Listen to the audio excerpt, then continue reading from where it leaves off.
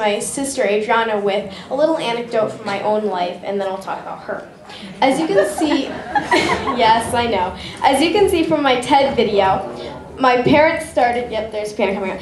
As you can see from my TED video, my parents started reading to my sister and I when we were pretty young, but they didn't neglect our musical sides either. They actually started me on piano and violin at the tender age of 4, hoping, no doubt, like many other similar parents, that their child too would become a well-rounded, musically literate little person. It was not to be, for me at least.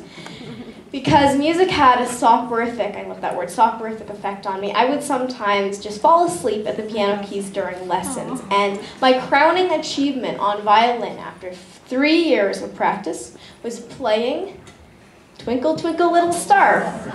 Wasn't making much progress. However, I wasn't completely devoid of accomplishments. Did I mention I was writing hundreds of short stories, my redeeming factor?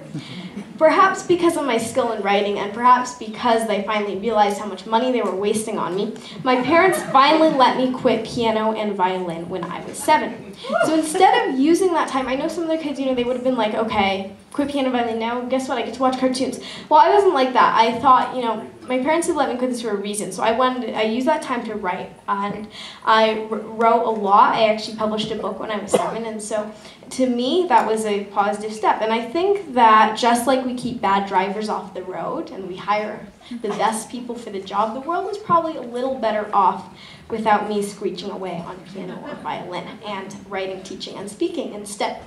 Now you might be wondering why I'm telling you this story in the first place. It does actually have a moral. It's not give up music and write instead, although that admittedly worked for me. It's not don't spend money on your child's music education, though that's what I want my parents to think. No, what I'd really like to say is that when we kids find our unique passions, whether it's writing spy novels or researching spider webs, it's the parents' role and the educator's role to support that, not discourage. So the moral of my story is this. Adults should be open-minded to what kids can achieve, no matter how they achieve it. So to my sister Adrianna, achieving meant playing music. Music meant a lot more to her than it did to me. It was and continues to be her passion. Like any normal siblings, we do argue and compete a lot. I think we've had 3 arguments today already. But if there's one thing we agree on, it's that I will never beat her on a musical instrument, except for maybe air guitar, because I can do a pretty good head roll. But when it comes to music, my sister is truly an intrepid explorer. On a given day, you might hear her on the piano playing works ranging from Beethoven to Beyonce and Liszt to Lady Gaga. So she really enjoys exploring that field. One of her favorite quotes is by Gustav Mahler. He once said, "If a composer could say what he had to say in words, he would not bother trying to say it in music." So why should I be doing the talking? Adrianna has much, much more to say. Here she is.